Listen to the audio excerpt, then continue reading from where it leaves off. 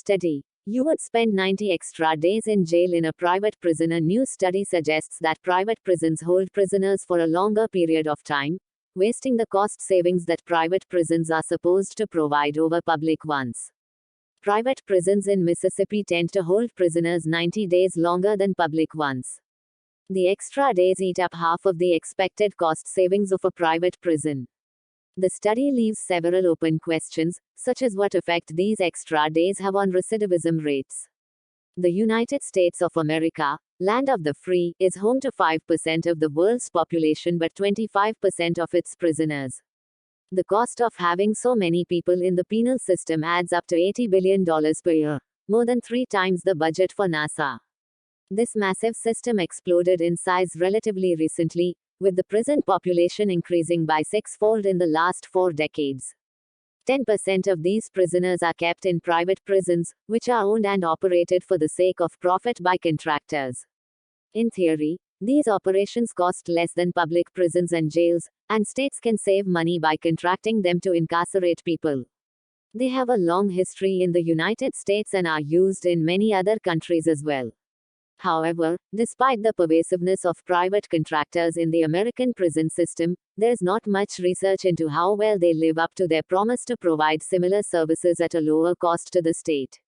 The little research that is available often encounters difficulties in trying to compare the costs and benefits of facilities with vastly different operations and occasionally produces results suggesting there are few benefits to privatization. A new study by Dr.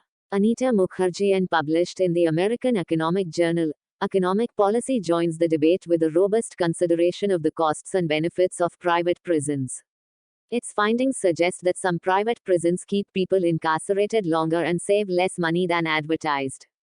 Mississippi Blues. The study focuses on prisons in Mississippi. Despite its comparatively high rate of incarceration, Mississippi's prison system is very similar to that of other states that also use private prisons. Demographically, its system is representative of the rest of the U.S. prison system, and its inmates are sentenced for similar amounts of time.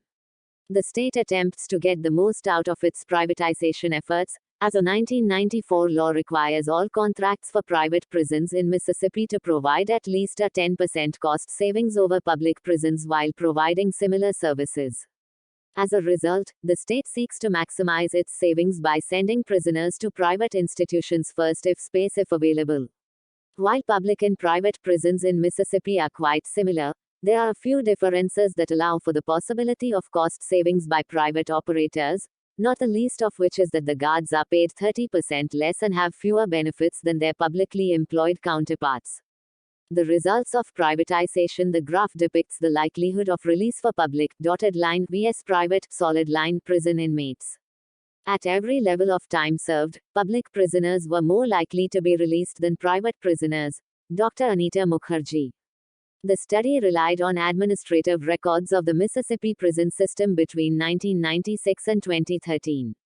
The data included information on prisoner demographics, the crimes committed, sentence lengths, time served, infractions while incarcerated, and prisoner relocation while in the system, including between public and private jails.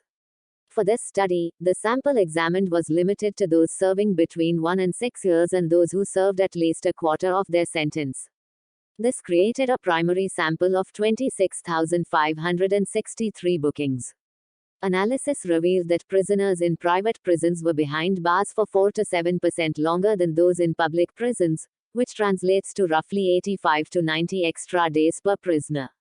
This is, in part, because those in private prisons serve a greater portion of their sentences, 73%, than those in public institutions, 70%.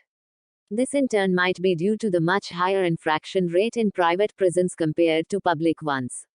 While only 18% of prisoners in a public prison commit an infraction, such as disobeying a guard or possessing contraband, the number jumps to 46% in a private prison.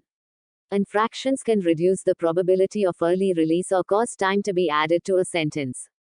It's unclear why there are so many more infractions in private prisons. Dr. Mukherjee suggests it could be the result of harsher prison conditions in private prisons, better monitoring techniques, incentives to report more of them to the state before contract renewals, or even a lackadaisical attitude on the part of public prison employees. What does all this cost Mississippi? The extra time served eats 48% of the cost savings of keeping prisoners in a private facility. For example, it costs about $135,000 to house a prisoner in a private prison for 3 years and $150,000 in the public system. But longer stays in private prisons reduce the savings from $15,000 to only $7,800. As Dr. Mukherjee remarks, this cost is also just the finance. Some things are a little harder to measure. There are, of course, other costs that are difficult to quantify, e.g., the cost of injustice to society. If private prison inmates systematically serve more time, the inmate's individual value of freedom, and impacts of the additional incarceration on future employment. Abrams and Rolfes 2011 estimates a prisoner's value of freedom for 90 days at about $1,100 using experimental variation in bail setting. Mueller-Smith 2017 estimates that 90 days of marginal incarceration costs about $15,000 in reduced wages and increased reliance on welfare. If these social costs were to exceed $7,800 in the example stated, private prisons would no longer offer a bargain in terms of welfare-adjusted cost savings. It is possible that the extra time in jail provides benefits that counter these costs, such as a reduced recidivism rate, but this proved difficult to determine. Though it was not statistically significant, there was some evidence that the added time actually increased the rate of recidivism. If that's true, then private prisons could be counterproductive. Thank you for watching.